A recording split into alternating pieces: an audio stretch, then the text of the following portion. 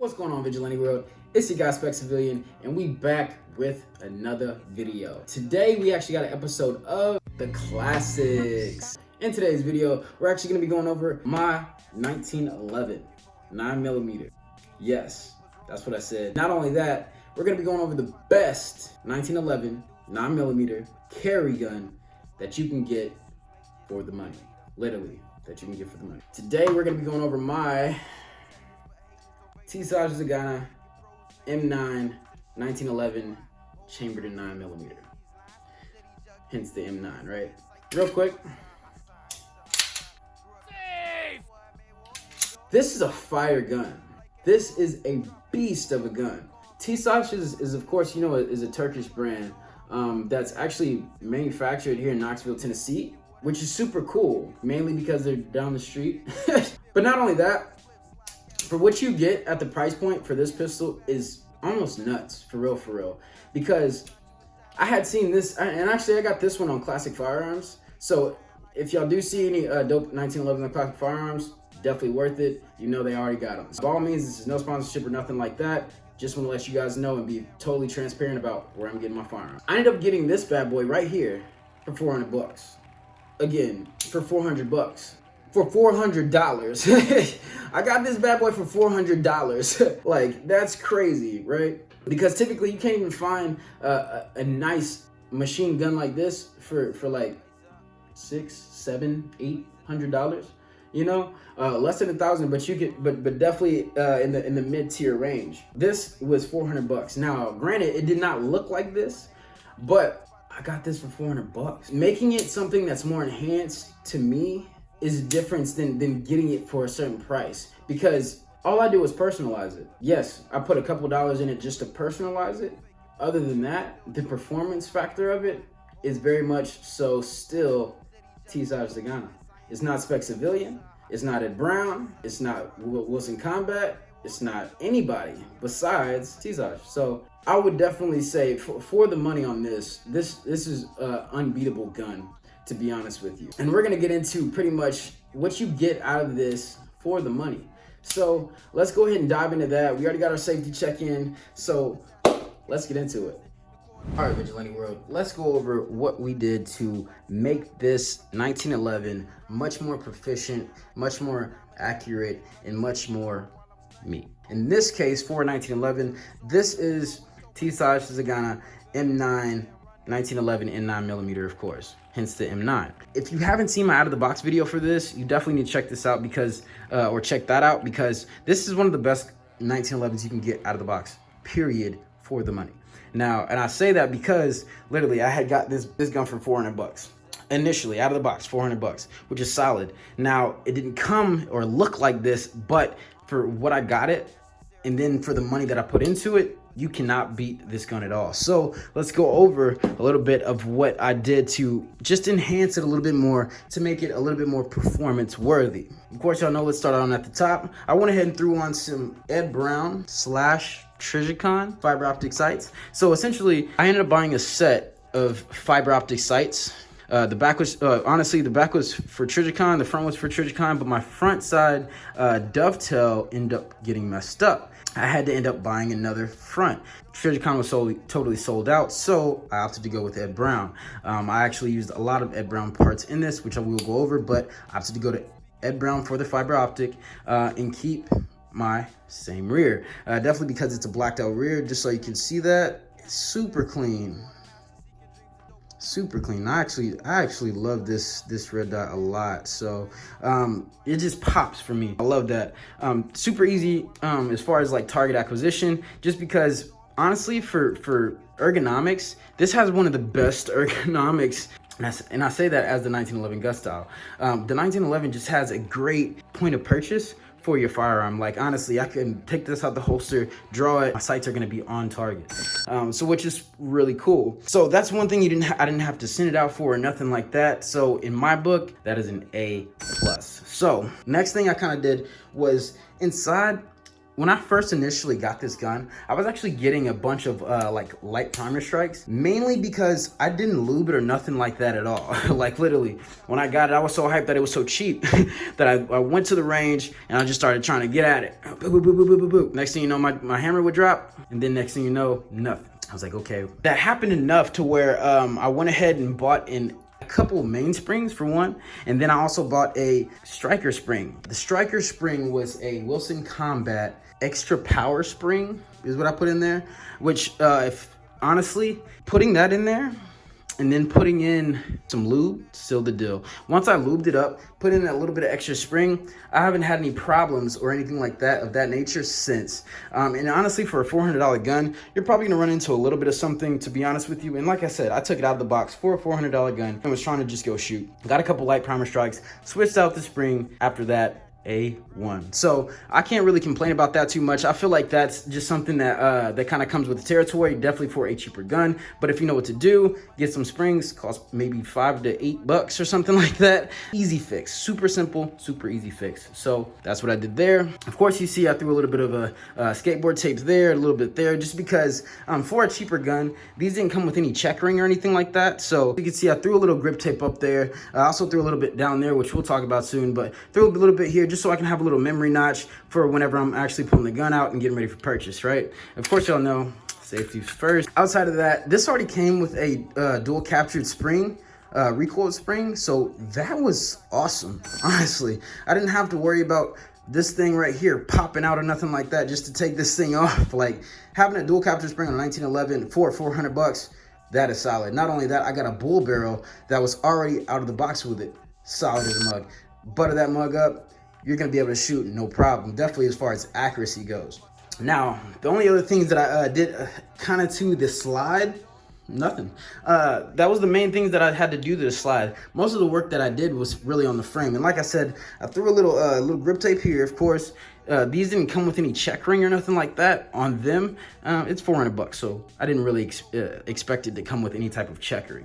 Nor did it come with a 10-round Wilson Combat magazine. So this is a 10-round Wilson Combat magazine that I ended up getting. They ended up coming with a 9-round Medgar magazine, but that was the flush magazines, and I actually kind of like the extension on it. So that's why I opted to go for that. Now, all the internals, like literally the trigger, the slide stop, the beaver tail, or rather grip safety, the hammer, and the mainspring, all these stainless parts here came from Ed Brown. All of those are Ed Brown.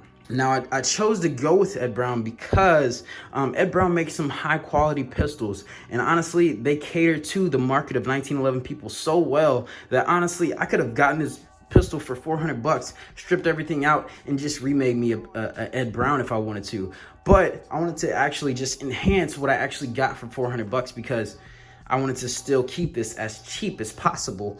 Like I said, for the money, this is the best way to go.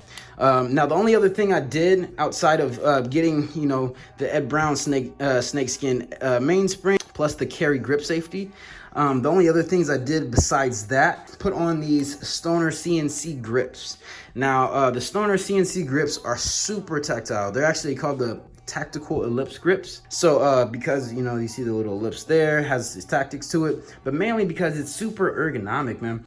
I mean, if you look at that, literally where my fingers lay, it's right on that ellipse, right? Where the burns curve is straight to the grip, right?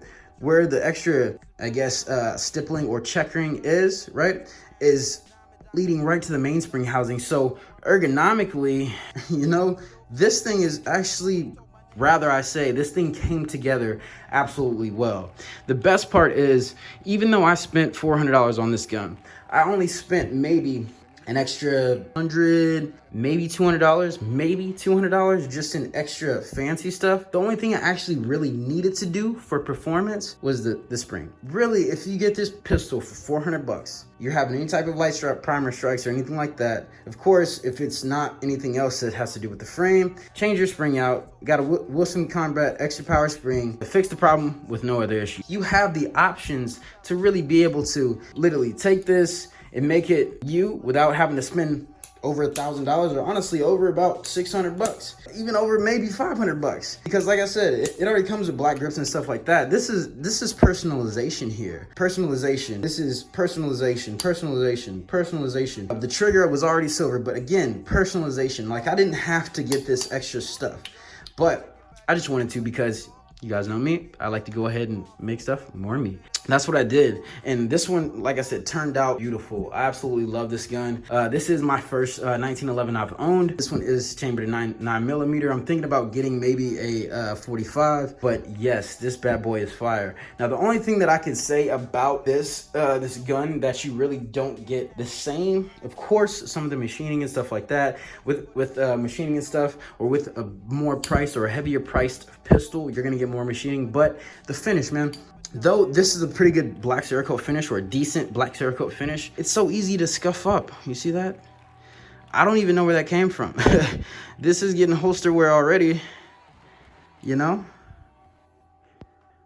Got a little chafing there. So for 400 bucks, like I said, for the money, this is, I would say, the best 1911 that you can get. Definitely commander style in 9mm with bull barrel already equipped and dual capture spring. You're just not finding that all the time. It's ambi. That's another dope thing about this, is that it is ambi. A lot of people who are left-hand shooters want to have that ambi control, so you have that. You have the options for that. Like I said, what this offers you for 400 bucks is literally unbeatable. And so we're gonna talk about that a little bit up top. Let's get to it. Back to it. See what I'm saying? You see what I'm saying? Do you see what I'm saying? Like I said, I put a couple dollars in this over the 400 bucks. I literally get the same tiered gun as a gun that you can pay less than $1,000 for, but more than $500 for. You see what I'm saying? And that's my main thing. That's why I say that this is the best budget gun for the money. Now again, like I explained a little bit earlier, when I first took this out of the box, no oil, no lube, straight to the range, I was getting some light primer strikes. But once I did change the spring, of course, because I wasn't gonna lube it up just to go back to the range just to get more light primer strikes. I was like, let's just go ahead and nip this in the bud now. So I ordered me a Wilson Combat Extra Power spring, threw that in there, lubed it up before I even transformed it into anything, and this thing ran like a charm, literally. Literally every 2 to 3 shots, it would be a light primer strike. Before I greased it, before I changed the spring, oiled it up. Oh my gosh, I haven't had a light primer strike since. I haven't had one light primer strike since. And I think that's pretty amazing. Again, 400 bucks. You would think even for 400 bucks, you might just get a couple more light primer strikes. Shoot, you might just get a lot more light primer strikes. But no, I haven't gotten any at all. and that's fair. I think that is totally fair to take a $400 gun out of the box, get a couple things, have a little bit wrong with it, nip it in the bud real quick. A spring is $8. That's $8 over the $400. So I spent $8 on a spring, put that in, lubed it up. Lube is what, 8 to 16 bucks, maybe 20 bucks. 20 bucks over there. So I spent $420 on this, right? For any type of customization, and it ran perfect already. This is all stuff that I just want. I don't need to have it on there for it to work. And that's my main thing. For this thing to work, lube it up, and I'm sure it will work fine. I just wasn't taking any chances with it personally, just because I would go ahead and just knock the little things out. Lubed it up, and I literally can't complain. I actually love this gun a lot. This is definitely like hitting the top of my list as a $400 gun, and that's pretty amazing, to be honest with you. Now, keep in mind, like, and I've shot, you know, a couple 1911s. I've shot 2011s, and 2011s is just fire. This was very much so very close to that, not up to par, very close with that. You know, it doesn't come with half the capacity, and it doesn't have the same machining as like a 2011 where you can get a couple extra perks for competition and target and stuff like that. But for a gun that you can get for carry, 1911 9mm out of the box, and still just lube it up and be able to go shoot, this is the best. They have, you know, like the Rock Island Armory. They have like, Arms Corps and Rock Island, same thing. They have Kimbers. They have, I'm sure, Remingtons that you can get for very close pricing, definitely if you can find them. They have these to where you can get these for 400 bucks and make this whatever you want. You see what I'm saying? That's what makes this such a beast of a gun. A lot of people will get like an Ed Brown, Wilson Combat, Colt, literally any of those high tier 1911s, and then just take them out of the box, don't do nothing else to them, and that's totally fine. Honestly, I'll probably end up getting a 45 down the road and doing that very same thing, if not changing a little bit, a couple little things just to make it more me. That's what I like to do with firearms, is make them more me. This, literally, you could do the same thing and only have to spend a couple dollars. Not only that, shoot, even if I throw in the holster that I got, right? This is a holster that I got from Amazon for like 20 bucks. I spent less than $4.50 and this came with holster and the gun. Now, if you wanna try to tag on, you know, the mainspring, this, that, slide stop release, the sights, all that stuff, then yes, if you added those up and put this on there, you're still not going over 600 bucks. It's not happening. You're not gonna spend more than $600 for this. And that's even then, that is fire. You're spending less than $600, if not less than $700 for this gun. A lot of these other 1911s that are in 9mm, that are in 45, they start at about $700 and only go up. They only go up. It's no change. It's no compensation. To have this as an available gun that has been machined very well, yeah, the coating might be a little less than your average high-end company's Cerakote, but it's definitely enough to get the job done. Not only that, if you really wanted to, you can send this off to like Wilson Combat and get it Cerakoted and do whatever you want to it. Build your own Glock, build your own 1911. Doesn't matter. It's up to you.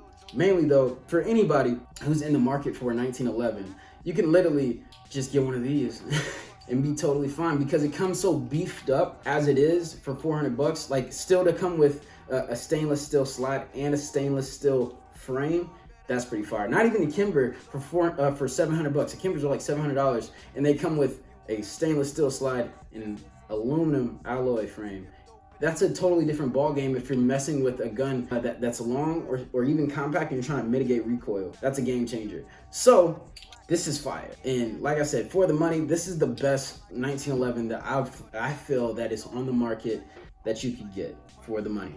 So if you did like this video and this pistol, please make sure to smash that like button. If you did have any other comments or questions about the pistol, or even where you could possibly get these pistols, by all means, please make sure to hit my comments or ask the questions right down in the comments. I'd be happy to respond and let you guys know how you can even take advantage of a pistol of this caliber and be able to do what you want. Other than that, of course, y'all know, stay safe, get some ammo. Till next time, y'all.